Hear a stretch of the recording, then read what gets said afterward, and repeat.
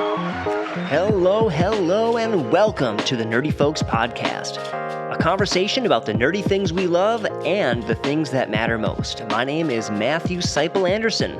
And I am Katie Seipel Anderson.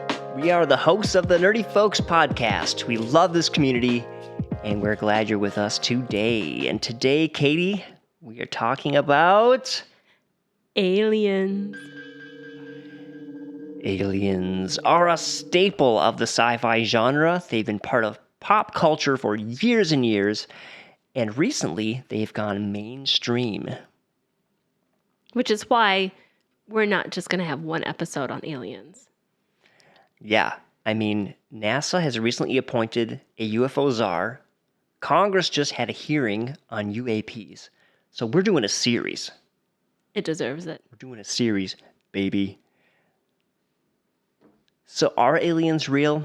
We're going to let you decide that. But we're going to have some fun digging into this topic.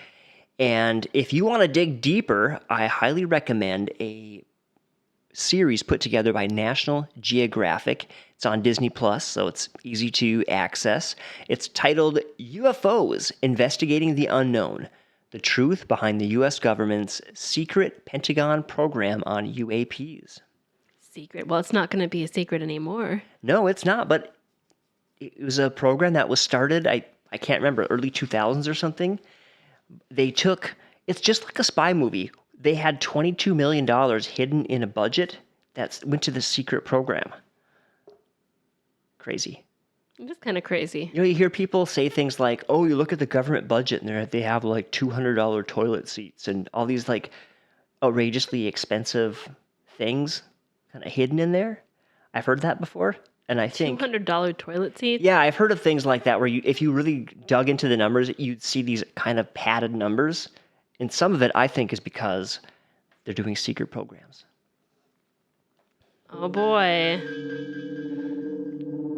that's beyond the scope of what we're talking about, though. Yes, let's not get into it is into that it world. Is. So I might have had a conversation with an alien. His name's, or hers name, I'm not really sure the gender, is, the name of this alien is Chat GPT. Oh, yeah.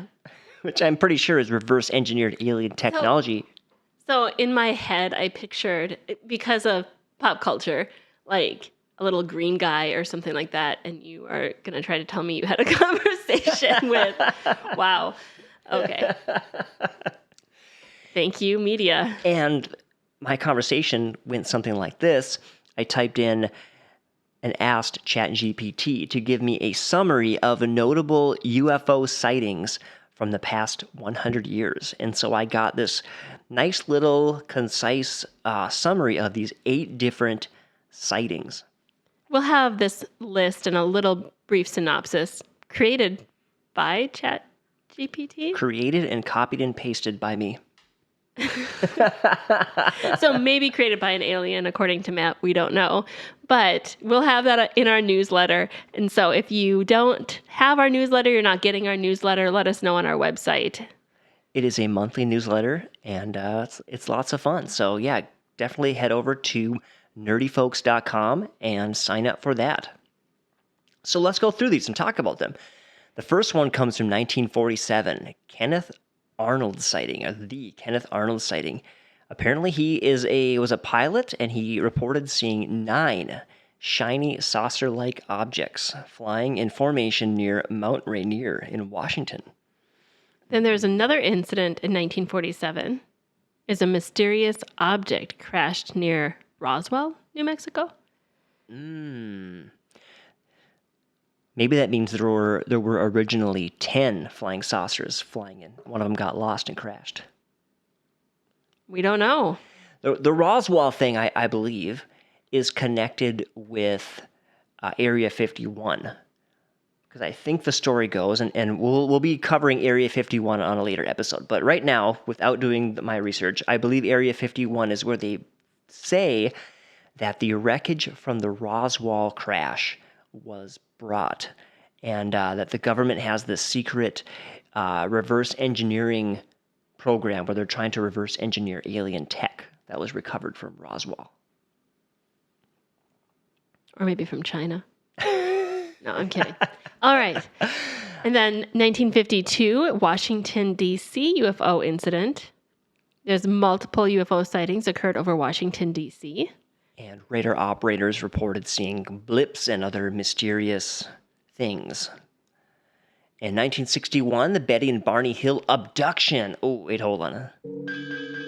That just is so creepy. It deserves a creepy sound. Betty and Barney Hill claimed to have been abducted by terrestrial beings in September of 1961. The crazy thing about this is it's not just a single person, it's two people. Interesting. Travis Walton, 1975. Another abduction. And then a forest incident in 1980. How do you pronounce that? Rendlesham? Yes, that sounds perfect. This one was U.S. military personnel stationed in England. Now we're getting into the 90s. The Phoenix Lights in March 1997. Thousands of people in Arizona reported seeing a massive triangular formation of lights in the night sky. The military said it was flares initially, but many witnesses disagree. And finally, we've got one from 2004. USS Nimitz Carrier Strike Group encountered unidentified aerial objects off the coast of California. Fighter pilots reported seeing a tic-tac shaped craft exhibiting advanced maneuvers. This one... Tic-tac shaped? Yeah. What makes them think of a tic-tac and not just like... I think also because it was white. This incident was covered in the National Geographic show, and they had an interview with this pilot. I think one of the most fascinating things about some of these sightings is the fact that many witnesses claim to have seen the same thing. And the other interesting thing about it is we don't actually know what it is. It could be something that we're just not familiar with in the atmosphere or something. It could be aliens. We just don't know. It could be secret government tech that really is advanced, but they're just going to deny, and not disclose anything. And fund by $200 toilet seats. That could be it, and keep all of us wondering. Or it could be something bigger. We just don't know. Actually, this stuff reminds me of the Star Trek Strange New Worlds episode that I saw recently. It's an older episode. I don't know when it actually aired. Or is it a newer one? It's in the newest season, so it's been released for a number of months, I think, but it's not super old. And in this, the two main characters were somehow pulled into the past and like a different timeline as well. And they had to try to like fix something to fix the timeline because the timeline was broken somehow. Yeah, because in the Star Trek world, in the future, they have like a timeline division that fixes time incursions. So they were pulled upon by a member of that group to help fix a timeline incursion. Anyway, the two main characters come in contact with this girl who is like totally into aliens, and she's showing them all this stuff.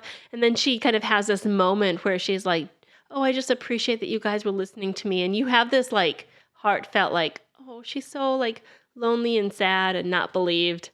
And then she ends up being the villain. She ends up being a real alien. She ends up being a Romulan.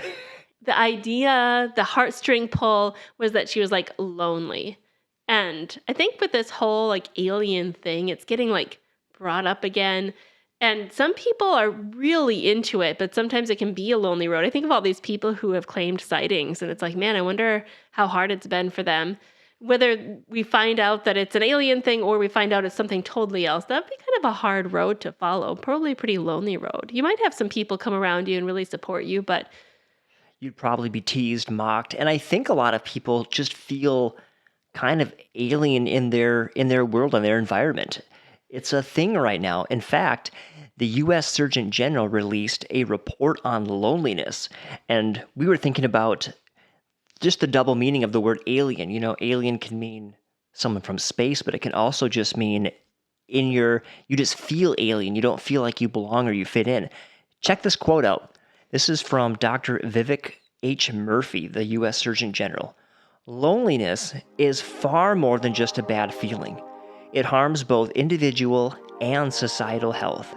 It is associated with a greater risk of cardiovascular disease, dementia, stroke, depression, anxiety, and premature death.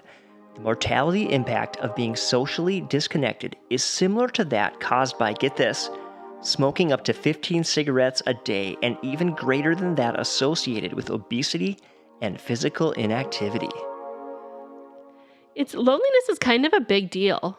And I think it's been a problem for a while. And I think the pandemic really made it a lot worse. It exacerbated it, definitely.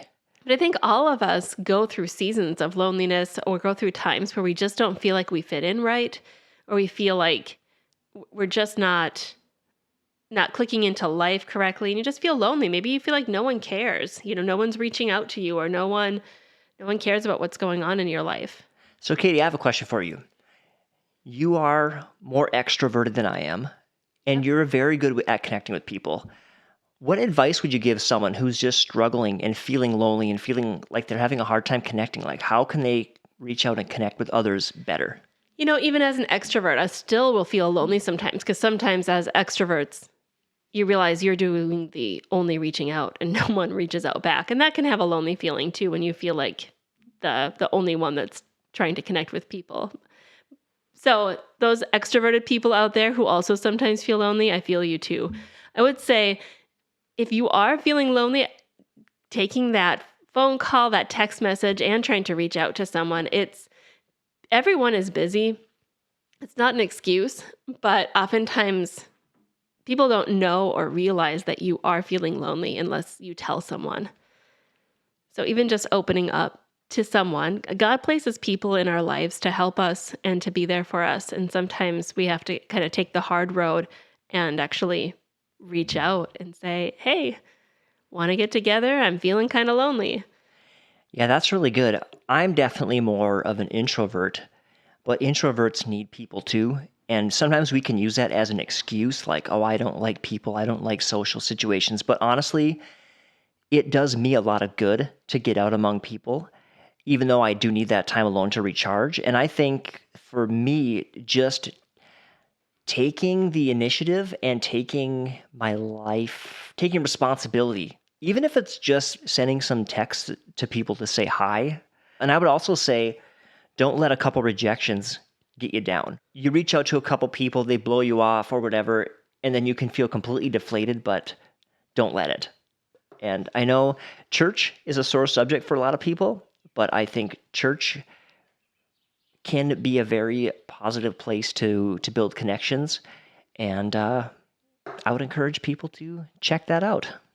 And it's true that God is also there. So if you're getting those rejections and that right person hasn't come along to help you if you're feeling lonely, or you're just starting to build some friendships and they're not quite to the place of feeling like that deep friendship that you might be looking for, God is there.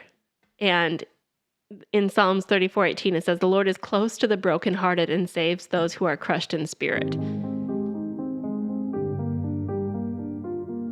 Well, we would love to connect with you in a more personal way. A simple way to do that would be to go to nerdyfolks.com.